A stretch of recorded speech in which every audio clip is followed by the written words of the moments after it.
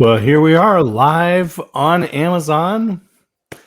D. Scott here from Oregon and talking across country, well, to the middle, to Houston with Fern, Texas. Brady, who is the author of United Vidden. And It is highlighted in the carousel, so I encourage you, click on the book, take a look, click on it. You can read a couple of the first chapters there. I tell you, you are going to get engaged right away and get drawn into. She didn't just create a story; she created a whole universe. And we were talking briefly in the green room beforehand. Fern, this is a pretty ambitious project. But let's talk a little bit about who you are and what's going on in your world. Oh, well, I'm Fern Brady, and I am a writer. That's, my first love and has been my love since forever. And here in Houston, Texas, I started back in 8 years ago, 2013. We started a small press called Inklings Publishing. So we are a traditional publisher. We publish a variety of different books. Different genres. We're a full house publisher. And then I'm involved with the Houston Writers Guild. We are a nonprofit organization that, brings conferences and workshops and different opportunities for the writing community, critique groups, everything that will help support writers on their journey. And so that's kind of some of the things I'm involved with. I'm involved with NaNoWriMo and other organizations in the literary community, working with as many people as we can to bring people together and to form a community. And NaNoWriMo is coming right up. So for those people who don't know what that is, can you share a little bit about that and how people can get involved? Sure. So National Novel Writing Month is NaNoWriMo. It's an organization that is a nonprofit, national. I don't even know how many years they've done it. It's been for many, many years they've been around. And basically the month of November has been designated as the National Novel Writing Month.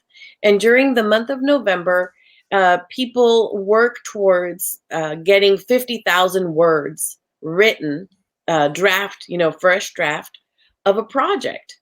And so if you go to nanowrimo.org is their website, and you sign up, you create your free account, and you post your project, your goal for National Novel Writing Month. And in November 1st, we actually host a little get together at around 10-11 p.m. in the Zoom room this year, again, for the pandemic situation, but sometimes we get to do it in person. And we, at midnight, everybody just, stops chatting and starts writing. And so we start writing on November the 1st. And and you write 50,000 words in a month. And so that's a good sized book. For some of us who write in certain genres, that's like only about halfway through the actual novel. Yeah, because United Vidden is a few more than 50,000 words.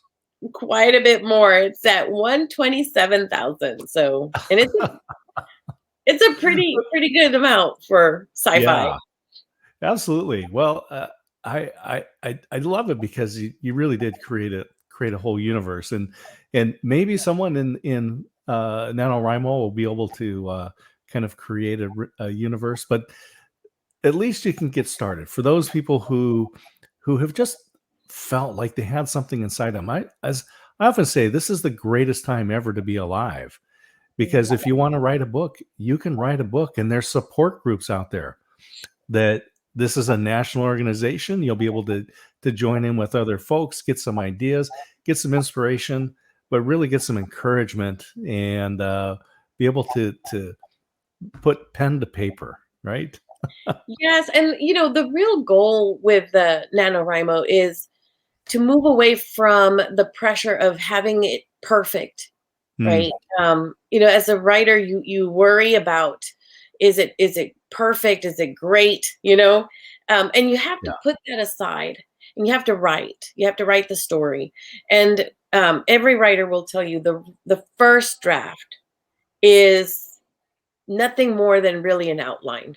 You're basically telling yourself the story, hmm, by the time that it reaches the point where it can go live on Amazon and be an actual physical book, it's going to go through very many revisions and different iterations, and you're going to have developmental editors that you work with. You're going to have critique groups that you might work with, hmm, partners, and it's going to be molded, and it's going to be fleshed out, and it's going to become something really awesome. But the first draft, just hmm, spilling the words onto the paper, is the yeah, critical point. A lot of writers get stuck there. A lot of writers don't ever push past that first draft because they're trying to get it right the first time. And right, yeah. you just got to be okay with messiness in that first draft. It's just got to be a vomity messy mess. Yeah, I don't. Yeah, I don't, we can't all be Lewis Carroll. So I understand when he wrote, when he handwriting, right, his manuscripts, not one cross out, not one change. It was, I don't know how he did it. Yeah, I mean, those kinds of talents, and you have Mozart, right?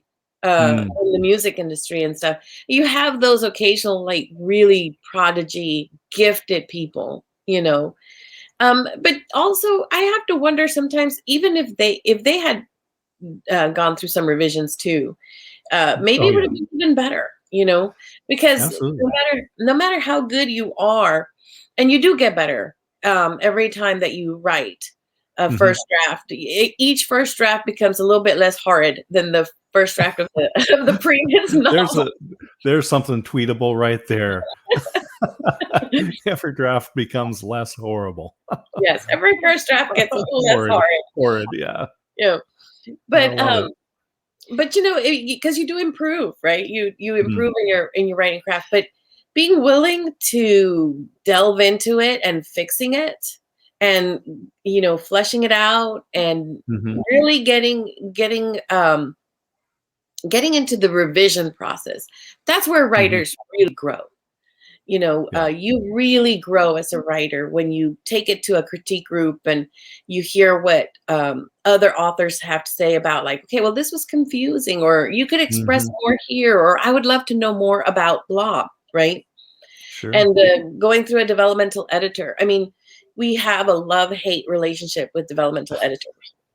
Sure. Sure. Oh, I mean, you're putting yourself out there, right? I mean, this is your baby. You've put your heart and soul into it. Yes. And what you were saying, about this time with Amazon platform and with so many other options for Mhm. really being able to publish, Right. it is very easy. It's very easy to take a draft and, format it and put it out there. And so there is a grave responsibility on the author to look at yourself more critically, and Mhm. to make sure that what you are going to offer is a quality product, you know? Right. I think some readers get burned sometimes with, and they kind of shy away from indie authors because, they've gotten books that they pick up that, they just didn't do the work on the story. You wrote it and you Sure. stick it up there, and you really got to work it. It is work. It is fun, but it is work. Well, the essayist, Andy Rooney, and many people remember Andy Rooney, and in one of his essays, he took people through kind of his journey from using a manual typewriter to the electric typewriter to a word processor and finally a computer. And his assessment, and of course, he was a fabulous writer, but he said the computer didn't make writing better, it just made it easier. Mhm, And so mhm. now you can do your writing, but then take it to, as you say, into a group, and do those revisions. And then also at some point, they say an author doesn't finish a book; it just escapes. Yes. Yeah, yes. That is one of the beautiful things about working with a developmental editor. Hmm. Because when you have an editor who is working with your content, not just the copy editing is at the end, right? Once you've got the draft the way it's going to go out into the public, then you have a copy editor who will come in and check your punctuation, your typos, and all that good stuff. But the developmental editor, that person works with content. That person makes sure your plot holes have Hmm. been properly filled out, that Yeah. your characters are consistent, that there's transformation in your characters, that they're not stagnant and two-dimensional. All that's the person that really they come to a moment where you send it to them and they send it back and go, okay, let's do these final few things and then it's ready. And those are the words you're really waiting to hear, Hmm. right? And then it's ready. And then it's Yeah. ready to move forward and out the door. And those are beautiful words, because you can, as a writer, spend all of your life revising one book. Hmm. You Sure. really could. Yeah. You really could.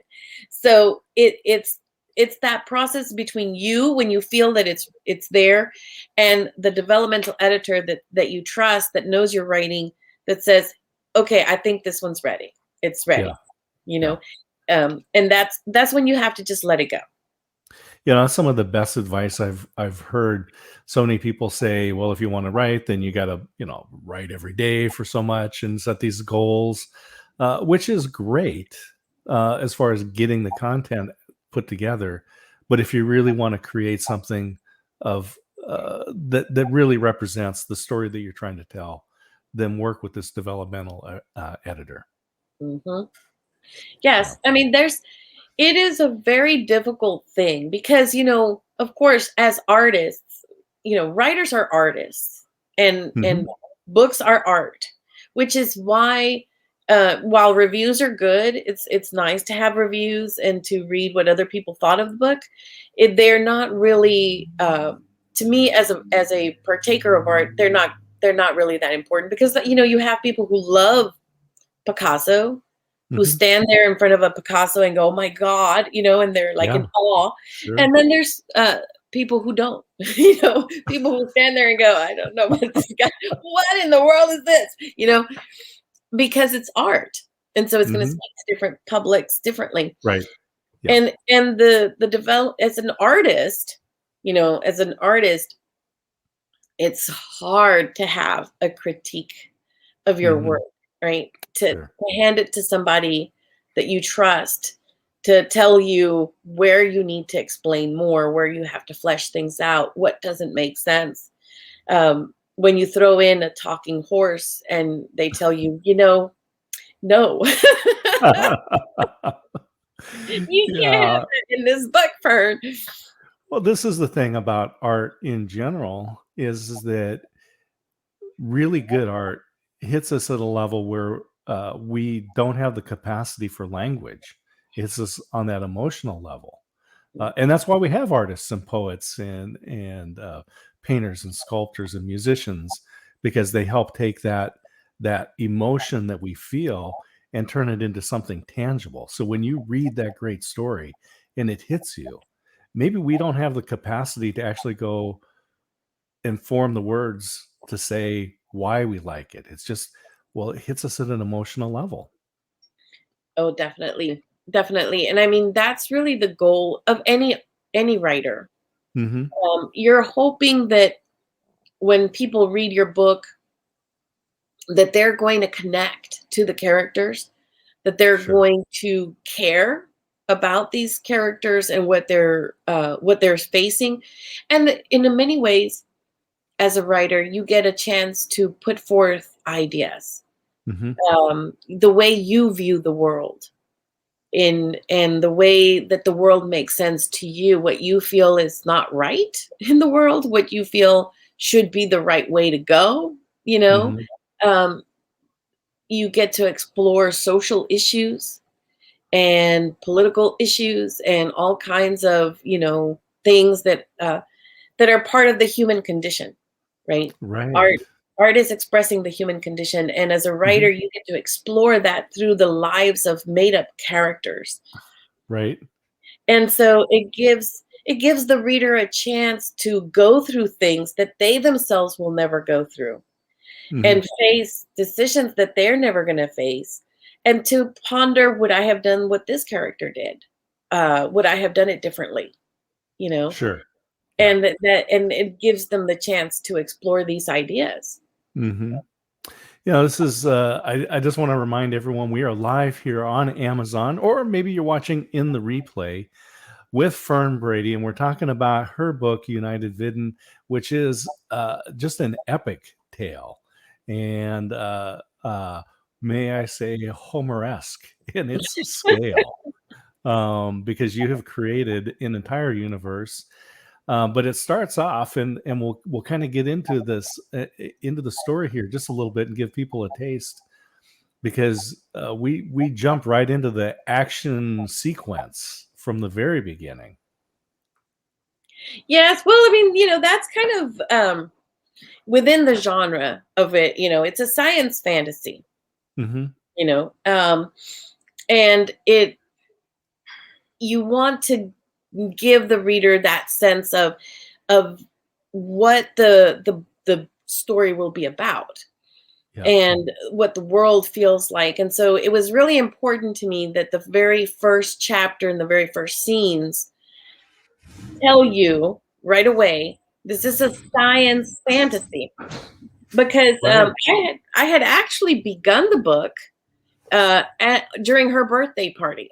I actually had started the very first draft, was her birthday celebration, and she's coming forth with her beautiful ball gown, and they're doing the whole birthday and the betrothal, right? The surprise betrothal that her dad pulls, and everybody thought it was a historic fiction. Every time I would read it in a critique group, Ah. everybody had that sense. And so when suddenly there's a technology, Hmm. she's flying away in a spaceship, Right. people were like, Wait, what?" You know, Yeah.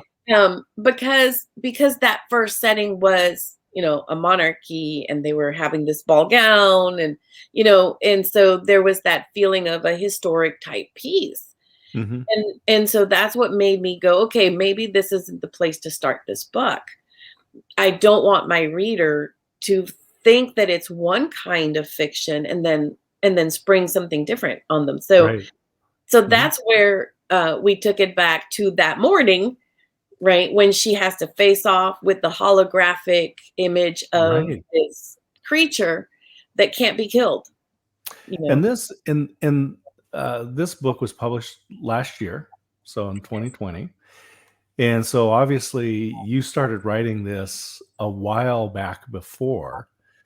But I just thought it was fascinating. We jumped right into this virtual battle, and obviously for the last year and a half, we've all been living virtually and fighting our own battles. It was really a fascinating. I was thinking, how prescient was this story that you wrote?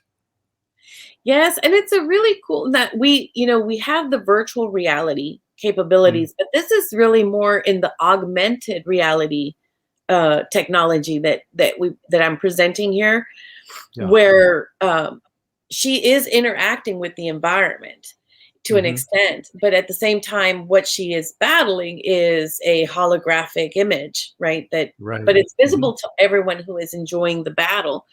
and she's wearing this suit of armor that is a special metal that exists only in that universe, but it's got some elements of sensors that are built in, so when it interfaces with the system, if she gets hurt, right, it will start applying pressure in that area.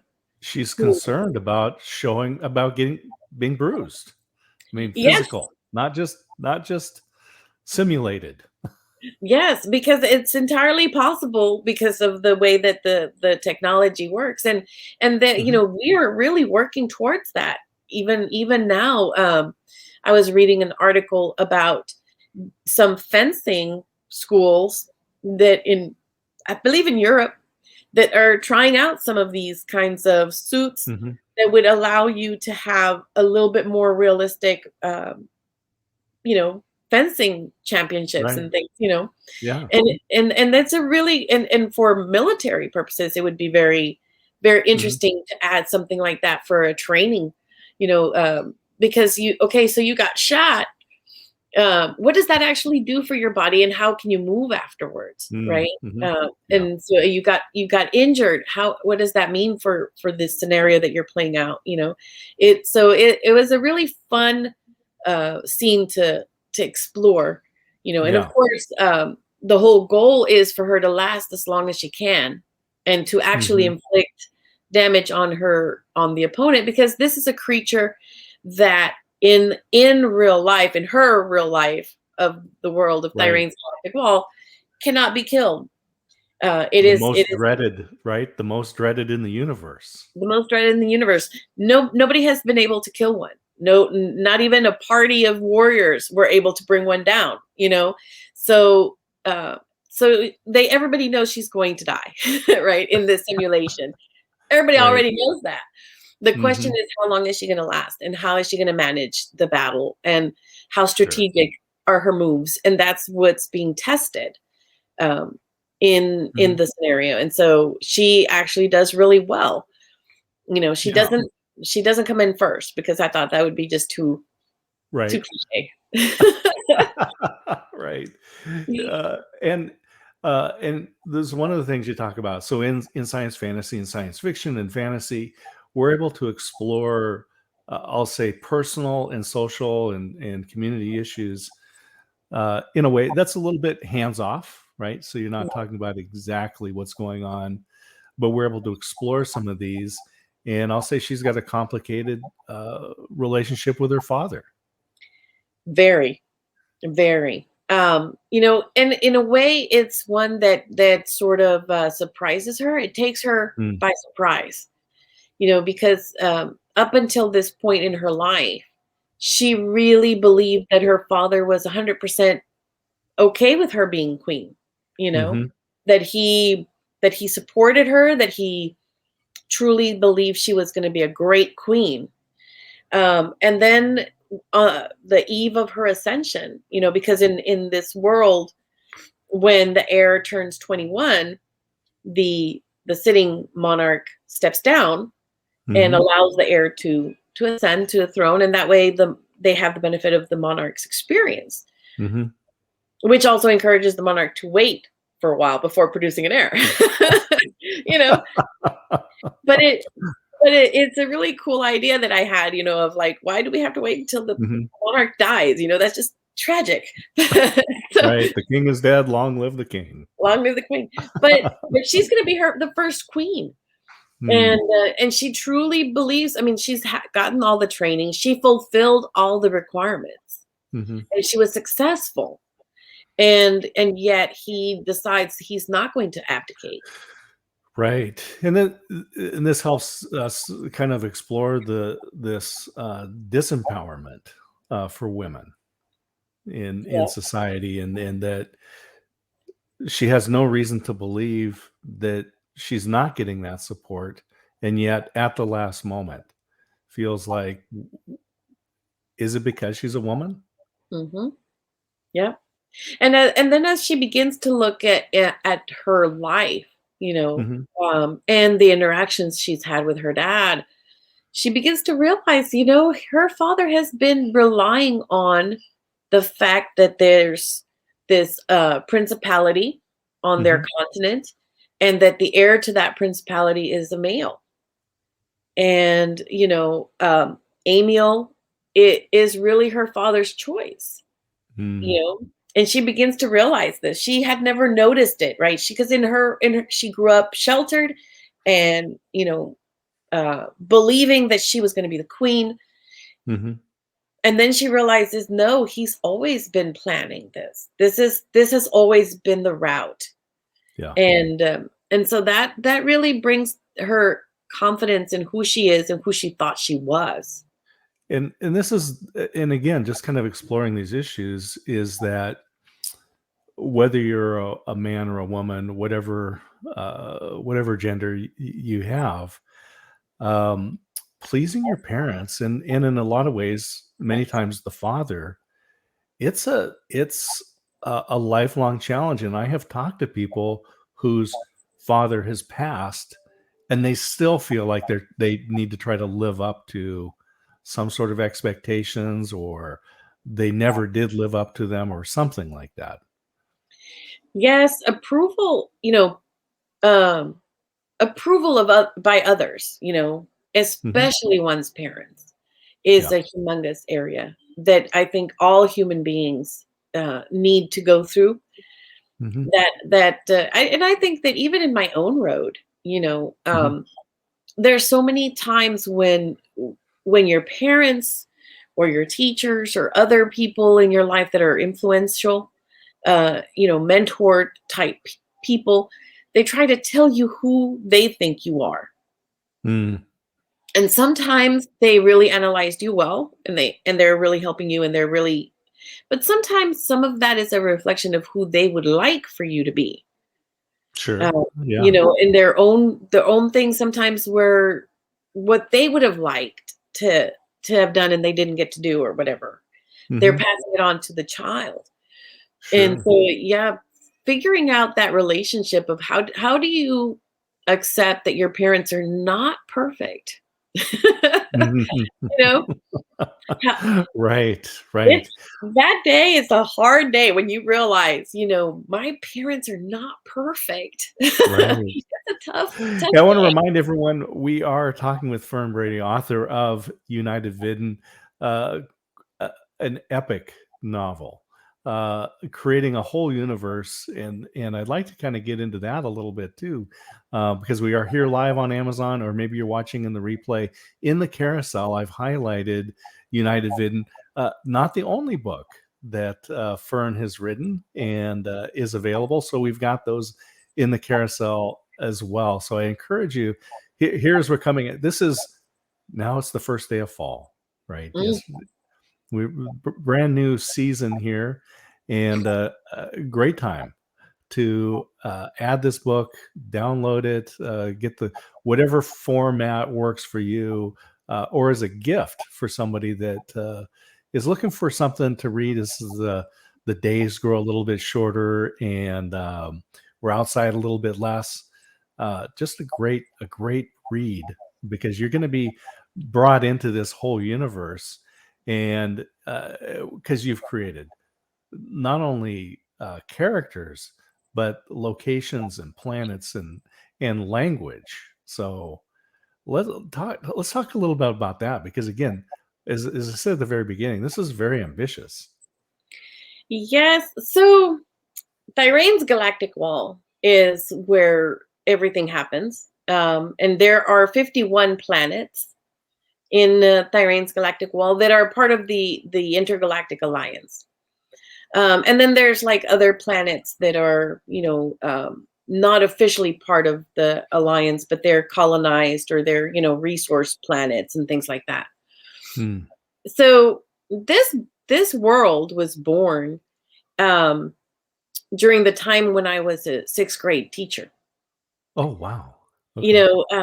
I taught sixth grade for 15 years, and they're beautiful people, sixth graders. They're Hmm. quite unique, and one of the things in our curriculum in sixth grade is world cultures, and so part of that is developing understandings of geography and how geography affects the development of peoples and nations and the cultural elements of our world. And so to make that more tangible to my students, I would bring in the writing piece and the reading piece and kind of create a cohesive curriculum for them. And Mm. so we Mhm. would create our own cultures. We would, create a brand new planet with continents and stuff. Every year, Right. every year we created a new planet. Uh-huh. And, we would talk about the geographic features, and we would talk about, where are you going to put your lakes? Where are you going to put your rivers? Why are you Mhm. putting them there? Why is your desert going to be over here? And how is that going to affect the different peoples of your world? And then Mm. we would create nations. We would talk about different government styles, and we Mhm. would decide, okay, well, which nations on this made up world that we started at the beginning of the year, what nations are going to be, democracies, which ones are going to be, dictatorships, which ones are going to be Sure. monarchies, and we would go through and we would read mythology, and we would create mythologies for our planet. We would talk about warriors, knights, and samurai. We would do book clubs on knights versus samurais, and we would create our own cast of warriors and systems. And so over the course of the year, everything that we were studying, everything we were reading, we were also using to create stories and to create Mhm. worlds. So during that time, that's where I was modeling how to Yeah. do that. And that's where Planet Jorn was born, and where Vren and Emil's story began, and so many other stories that take Sure. place in the galactic wall because of all these different planets that I had to basically create as we Well, were creating every year. this is wonderful. I think we all wish we had you as our 6th grade teacher. And, the best teachers that I've met, and my wife is also an educator, the best teachers that I've met, when they're given a curriculum, they look at it and say, "Well, this is a good guide," but then immediately start writing their own, which is apparently what you did. You wrote your whole process there. Yes, I mean, because learning theory, and if you really understand how people learn, Mhm. uh, the best way for any learning to take place is for you to have connected themes, for your brain to be able to make connections so that it can hold on to information. And Mhm. so having a very disjointed curriculum where, okay, we're teaching this for an hour and now we're switching and we're teaching something totally different for another hour, and that Mhm. doesn't really build those connections, and it's harder to retain information. Mm. So by taking what we had to study in in our world cultures curriculum and say, well, how can I make this work with what we our goals for writing, Mhm. and how can I make that work towards our literacy skills that we need to know? And Sure. it's bringing all of those pieces and forming a united theme, Mhm. thematic connections across all of it. And that allowed them to really, when you're having to create your own planet, geographic features come alive, Mhm. because it's no longer just, okay, so we studied that this is what a volcano is. But now we're Right. we're purposefully creating where our volcanoes are going to go, but you really need to understand how that actually works. Can't just Sure. randomly put a volcano in the middle of somewhere. Okay? Right. What's the tectonic plate then, right? Exactly. Mhm. Where's the subduction zones and so Uh-huh. forth? Absolutely. Yeah. So then what follows from that? And similarly with your rivers and lakes, you don't just randomly stick them someplace. So it makes it more concrete, because now, I mean, one of my favorite things to do, and the custodians did not like me for this, was have them bring in some clay, some Mhm. modeling clay. And once you've made your map of where your different continental features are going to be for your made up planet, actually mold it, Mm. actually create it with modeling clay. And then you really get to understand what a fjord is, right? Because Right. it's no longer just okay, here's a picture of it. Now you're making it, you're creating it, Right. you know Yeah. and those kinds of connections, looking at, um, warriors across history. When you really look at samurai and the knights of Europe, and you see just how similar so much of that is, and if you look at our modern, warriors, our modern military, and the culture of it, right? Hmm. You begin to see these ideas of what makes a warrior, they're universal. And there may be some cultural differences here and there, but Hmm. the universality of what is a warrior. And so I think that those kinds of things, bringing books like that to the classroom, gave the kids a much more concrete understanding of what we were Yeah. studying. Yeah, it gave them a goal. So they weren't just trying to memorize fjords and volcanoes and other geological type formations. They had an application for them, so they had a reason. That's a brilliant way to learn and to teach. Yeah, because then from there, okay, now we got this world. Now we're going to create stories. Who Hmm. lives here, and how do they make a living, and what do they wear? Yeah. What's the climate? Hmm. And what kinds of animals would they have in this Yeah. space? And it just makes it more fun. One of the things I'll tell you, in the 15 years that I taught sixth graders, I never had a fight break out in my room, or Mm, people doing all kinds of silly things in my room.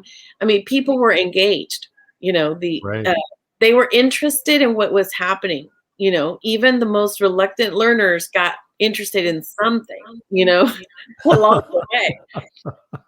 Well, this is great. I just want to remind everyone we are talking with Fern Brady, author of United Vidden. It is in the carousel. Click on that link. Uh, Take a look at the book. Start reading it. You're definitely going to just go ahead and hit buy now because you're going to get caught up into this story. And we're just talking about, is it 51 planets that are Of a the part of alliance. this? Yes. Yeah, of the alliance. And so and then so you leverage this whole time with being a sixth grade teacher for 15 years, and your students were creating worlds, peoples, geographies, kind of everything. Because one of the things that got me, when you first open your book, there is these maps, these Hmm. hand-drawn maps. It's very, very Tolkien-esque, right? Yeah. That there's these maps, and immediately I'm, looking through because I don't know, I just like that stuff, and I'm thinking, okay, where are we going to go here, and where are we going to go there, and it helps draw me into the story because I want to bookmark that so I can just flip back and forth to see the map as the story progresses. Yes. And so my drawing of the map is not that great. I'm gonna tell you that that's not what you see in the book. Okay, you're not seeing my maps. You're seeing the beautiful work of Araceli Casas. Okay. Araceli Casas is a local. Well, now she's in San Antonio. She's an artist. She's a professional artist. She worked with me on my children's books. And when I told her, Araceli, I mean, I have these maps, and I've got to figure out a way to make them look like, you know, good for the actual spot.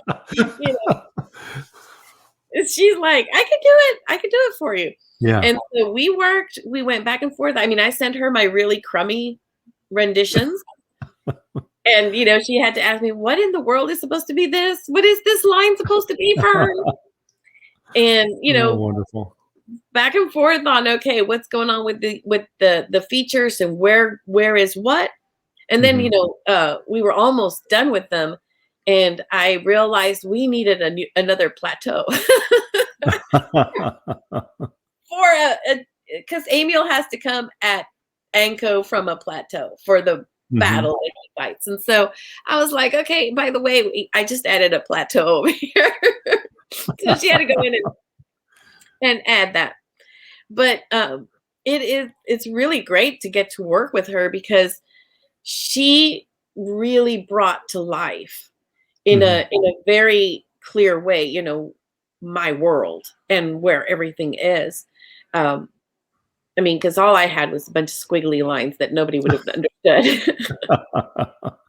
And I just think that it adds to the complexity of the writing and the telling of the story, because if we were using Earth, I could go and look at existing maps and where rivers are and where the roads are and the coastlines and so forth.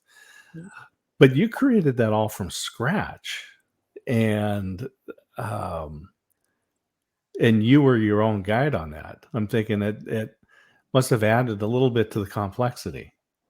Well, it added to the fun of it, but it Mm, did I like that. complicate the story. It did Mhm. complicate the story because, the main story is Verena, and her challenges. She makes a horrible mistake, and she runs away, and then she has to come back, and she has to reclaim her birthright. Mm. And she's basically trapped in the castle in a political battle to Yeah, the palace intrigue, right? yes. Yes. Mhm. And so here I have this rich, you know, world, this planet, and it's out there and it's full of awesome fun stuff, and my character is stuck in the castle. And Mm. so I ended up putting in um that she discovers that hidden in her mother's jewel box is a vial of gold liquid, Mm. and it does something.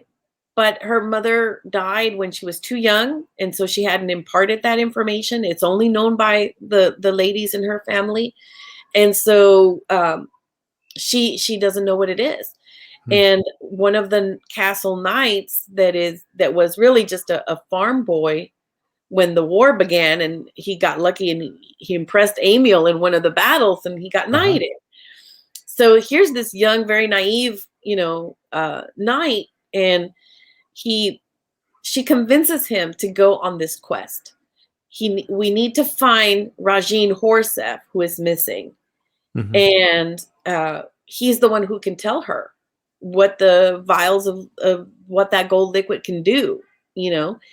And so then that quest is my opportunity to show you the world, because the Ah. knight has to go out and he has to go find the guy, and so he goes on the Mm. journey, and you get to see the prairie, and you get to see the remains of the temple that got destroyed, and you get to have Yeah. adventures out there, and he crosses the desert. And so the map caused me to have to complicate the story with that, because to be honest, when I first started writing it and I added the gold liquid, I had no clue what the gold liquid would do. Yeah. I mean, for the longest time, I just Mm. didn't even know. I just knew it existed. I had no clue what is Rajin? I What is love it. I this love that. gonna? Yeah, I mean, we just didn't know. I was like, okay, one of these days I'll figure out what it does. So in writing, you get to go through your own, journey of discovery. Very much, very much. Sometimes like that, you throw something in and Mhm. you're not 100% certain how that's going to actually be. Right. And it wasn't until like randomly one morning I woke up and I thought, I know what it does. I know exactly what Ah. it does. And I had the whole image of the scene of when she activates them. Mhm. And so I just started writing that random scene. So And people wanna get the book, add it to your cart, it's in the carousel, uh, so we don't wanna give anything away. no, no, no. You'll want to discover this, take your own journey on this one. Read the book, give it as a gift. I can't think of a better gift at this time, than books, and Mhm, in a lot of ways, stories like this help us explore issues, but they also just let us escape. mhm. And I think that's a because it's a world, but it's not our world. Yes. But it's a complicated world, but it's a beautiful world. There's all the intrigue, but redemption. Yes. Yes. And I really like happy endings. I'm Hmm. not George R. R. Martin. I'm not gonna kill off everybody. So we won't get Charlton Heston in this movie. No. Ah, well, I would love Charlton Heston. He's, like, awesome. I think I isn't he has he passed away? Is he still alive? No, I he's don't remember. passed. Yeah, He's I believe. passed, yeah. But he would be, in his prime, I mean, as Moses and stuff, I mean, he was gorgeous. Oh, sure. Yeah, Yeah. absolutely. But I mean, for me, it's important that books give you hope. I grew up Hmm. on tales of the Knights of the Round Table, Hmm. and other stories of valor and your word and honor, Hmm. and fighting for those who couldn't fight for themselves. These were the stories that my father loved Hmm. and that he would tell us. And so it really, and to me as a writer, I want to put that into the next generation of stories, that you can come back from whatever mistakes you've made. Hmm. It's going to cost you, but you can make it back, if you're willing to pay the price. Sure. And that honor matters, integrity matters, your Hmm. word matters, Yeah. uh, and that there is always hope. No matter how Hmm. dark it may seem, there's always hope, Yeah. for a brighter future. Well, and I think those that love us, truly love us, will bring us back. Yes. Allow us to come. Allow us. Love is a very powerful thing. I think love is the most powerful force in the universe. Mm. And it does have the power to Hmm. transform you, and if you let it.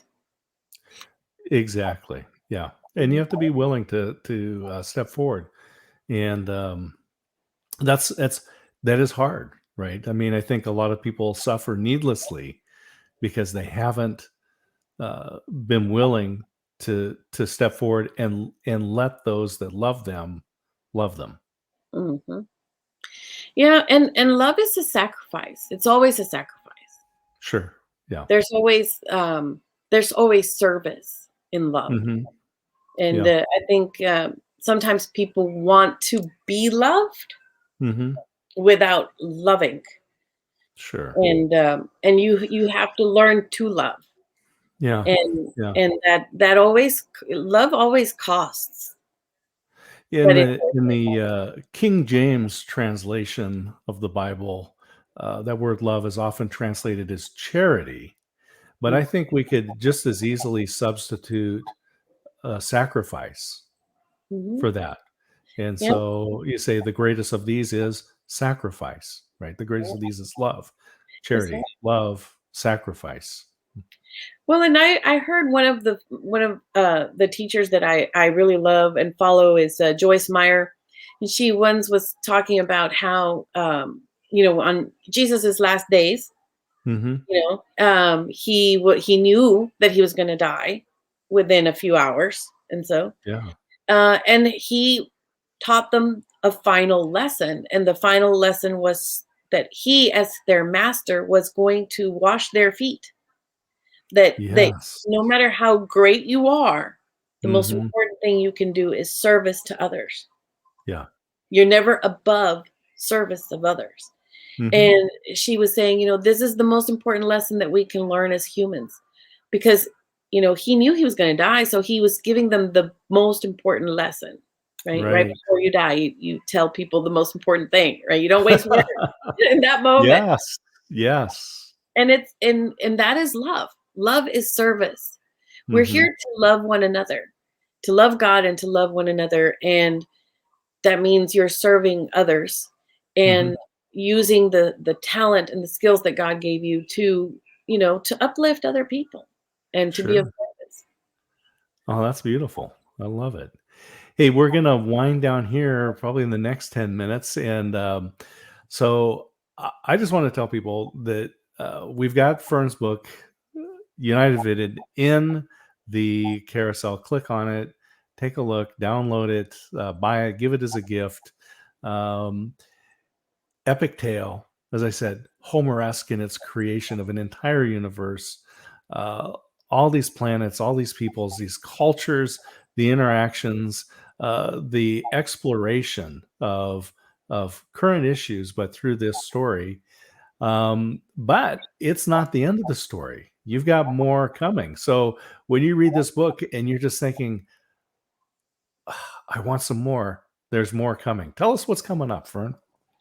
Yeah, so this book is, step one in the journey where Verena and Emil are trying to unite their continent, but their continent is in danger. The Gortiv are arising. They're trying to reclaim the lands that were taken from them because they were the original denizens of Jorn. Mm, And but they're being stirred up by some other darker forces. And so, book two, Gortiv Offensive, is going to be releasing in April of 2022. And so that's coming up. I'm doing the edits on that right now. Um, so mhm. it's coming, and then of course book three will kind of bring the whole area of Yeah. Verena and Emil's life, Mm. uh, sort of all the way around. Um, and then there's their kids, and then their grandkids, and once you create a world and a universe, you can just keep going There's forever. gonna be more. There's gonna be more to come. So I encourage people just get involved in this, and so you've got that. I mean, I was just thinking that's just a ton of work coming up for you to put these stories out. But I'm thinking that you probably have other projects going on as well. You're probably involved in other things. What else, Fern, have you got going on? Well, I actually have a small graphic novel collaboration that I'm working with Hmm. Rosa Maria Garza. She's another amazing illustrator. She is hopefully going to get her own comic book out soon. She's been working on it for a bit. It's an Aztec tale. But our collaboration is called Mr. Landon's Library. Okay. And Mr. Landon's Library is an enchanted library in the middle of nowhere, Texas. And but unfortunately, if you're not careful with the magic books, they Hmm. can accidentally kill people. Oh, And okay. so Yes, be careful. you have to be real careful. So the first volume in this graphic novel is called New Beginning, and it's out already. We published it last year, and we are finishing up the drawings for the second volume Okay. that is going to be coming out, I believe, in November or December of this Mhm. year. We're going to be putting it out, and it's an interesting project because you have the graphic novel, which has the beautiful drawings by Rosa with the tail, and then in the back of the book we actually put in the novella. So you get my novella, the writing pieces that kind of flesh it out a little bit more, and you have the graphic novel with her beautiful drawings in the Mm. book together. And so we're probably going to do the same thing with this. It was just a random crazy little story that I started writing as a blog, and she was so into it as well, and so I went she was like, it would be a great graphic novel. And I'm like, if only Mm. I could draw. And she's like, I can draw. So I was like, Yeah, hey, okay, let's do it. And it's a lot of fun to work with her, and to see my words take form yeah. in the novel through Well, her drawings. Fern, your story is very inspiring and encouraging because we have this vision of writers huddled in a room, cloistered away, tapping away at some keyboard or um, but your story here is all very collaborative. That it isn't just an isolated project. No, I really think that the most successful authors are those that have a good team of Mm, people, a good, strong community. My process involves being involved in critique groups. These are eight or so people on Tuesday night, and a different mhm, eight on Thursday nights. And I take my work and I read it, and they give me some feedback. They give me some mhm, ideas. I have a whole group of people that I met, beautiful writers of a variety of kinds of writing that we meet once a month in our little writing intensive, and my developmental editor, and all these, the community part is, I Mhm. think, what really makes you a stronger writer and what makes a really strong book, because at the end of the day, it isn't just me who read it and thinks it's good. It's me and a whole host of other writers, some within my genre and some without. Mhm. Some who work with memoir or who work with poetry, who don't really read in this genre, and those inputs have been really great because since they're not familiar with the genre, Mhm. uh, what trips them up, what makes it harder for them. So then I, as a writer, can help those who might pick it up who are not 100% into science fantasy, to Mhm. make it a little more accessible to them, you Yeah. know, while still being, while still honoring my genre and those fans for whom it really is written, for the people who like Tolkien and George R. R. Martin and Star Wars and Dune, you know, um, Mhm.